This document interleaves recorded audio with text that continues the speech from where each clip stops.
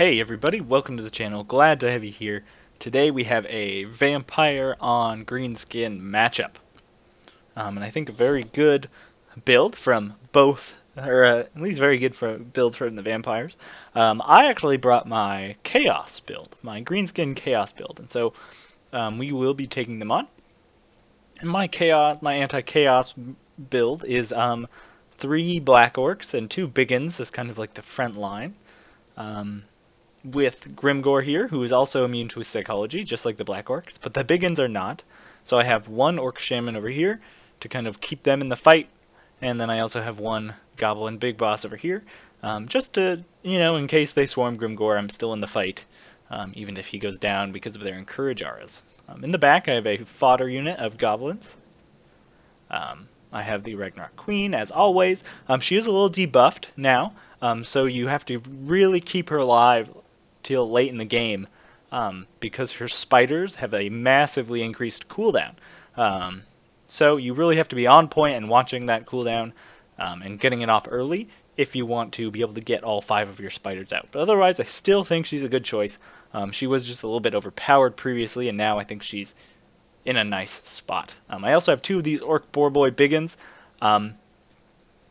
Yeah, because I don't know, Black Orcs, Terrorgeists. I mean, not Black Orcs.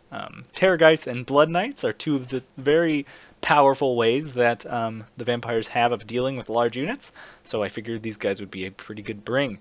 One questionable thing I did do was not bring any archers, goblin archers, but I think in this battle it worked out because he did not bring any large units like Vargulfs or Terrorgeists, so it worked out that I didn't bring any of the larger units.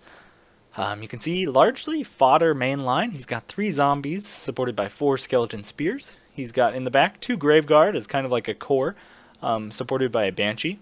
There is also these Cairn Race that I'll have to be watching out for. They have armor piercing, so they'll be good against my Black Orcs. Over here, they also do have the Feasters in the Dark. Super terrifying Crypt Ghoul infantry. And you don't see these guys used very often, so I love that this guy brought them. And these guys will be good against my Biggins if you can get them in against them. Because they have poison, which decreases weapon strength and a variety of other stats, and they don't have armor piercing damage. So that's what they're going to be wanting to fight. Kind of low armored infantry. Over here, he does have the more expensive part of his army.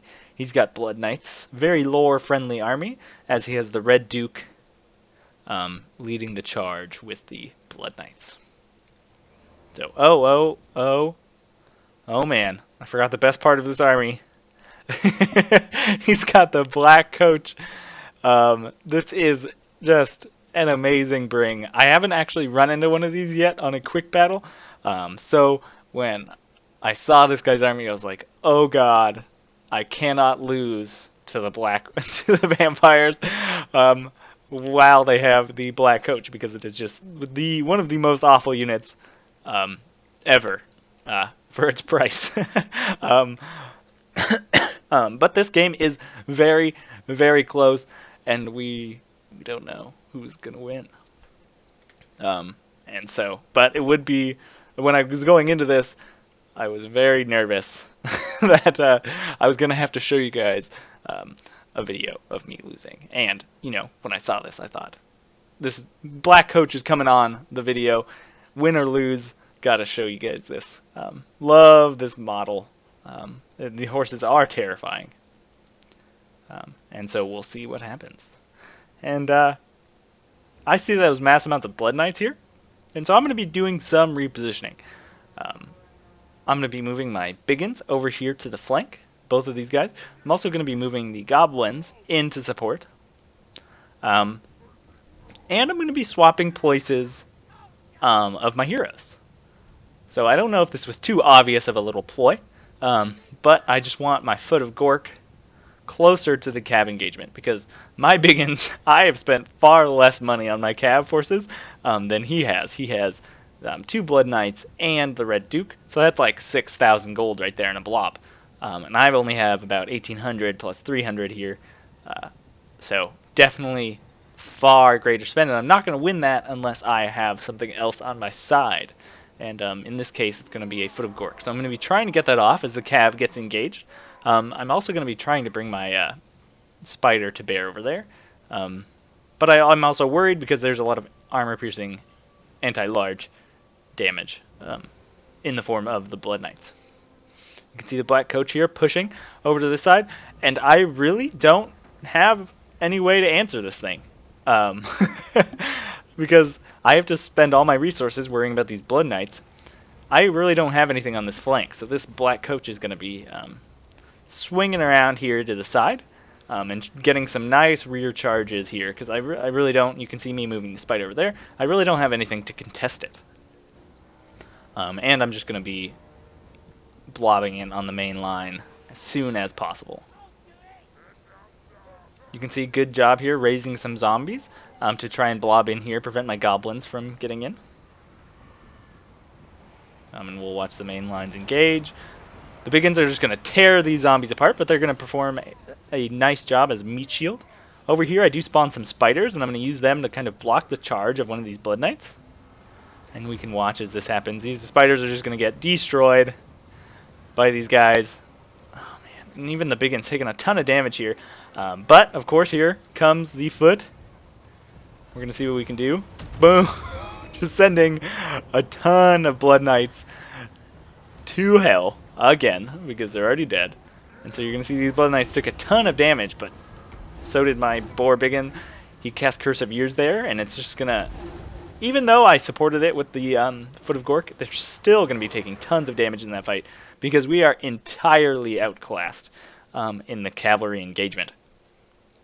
Over here, you can see my main line is going just fine. Black Coach did come in here and get a nice rear charge on the Black Orcs. And the good thing about this Black Coach is it does cause terror. And so when you rear charge units, you trigger rear charge, you trigger terror, and they rout off the field pretty quickly. But the best thing about Grimgor and his Black Orcs is they are immune to psychology. So I'd really rather be diving those guys into Biggins. Like these Biggins right here would suffer so badly to being charged in the back by these Black Coaches, by this Black Coach. We can see, wow, look at this Black Orc just flying. Sent flying by the Black Coach there. Wow. Black Orc, Black Coach. I think it's apt. It's very cool. And these Graveguard in here too. And you can see I'm winning over here. There's less money here and my spiders in there. And I'm going to be trying to spawn some spiders over here soon. But you can see even with the Foot of Gork, I'm still completely losing this side of the match. The Black Coach is pulling through. I'm going to try and get my Biggins in here soon, I think. And you can see the main line engagement going just fine. And I'm realized I'm going to lose this flank. And I can't let these Blood Knights just go rampaging, and I don't want them to be healed. So I'm bringing in my Ragnarok Spider. I'm supporting myself with some little tiny spiders just to prevent this guy from getting mobbed and permanently stunned. But you can see the Ragnarok Queen finishing off a ton of models on these Blood Knights. And if I can get these Blood Knights to just crumble and die completely, they're not going to be able to get Invocation of Nehecht, and it's going to turn out a little bit better for me. Over here you can see the Black Coach just diving in to my Biggins. Yeah. Goblin Big Boss luckily still in the fight. And is going to keep this kind of realm, this side of the battle, together.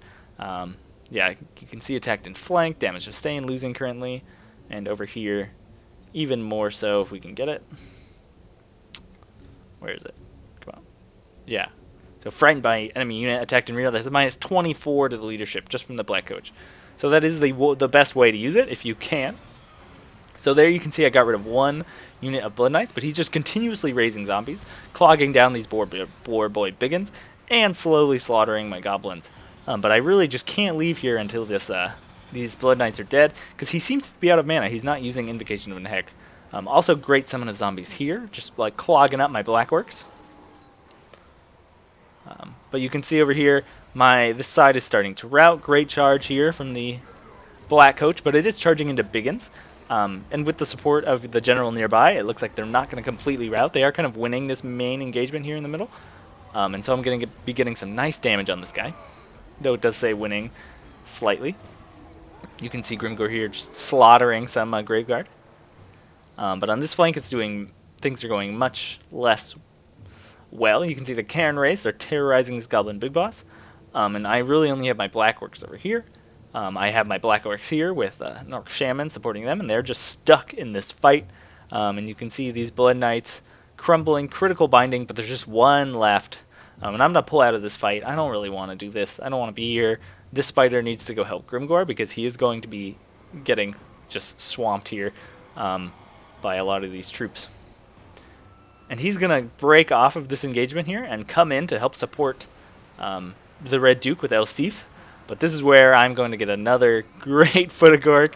As he comes running in, the Cairn Wraiths are just going to be sent flying. Just like a devastating Foot of Gork there.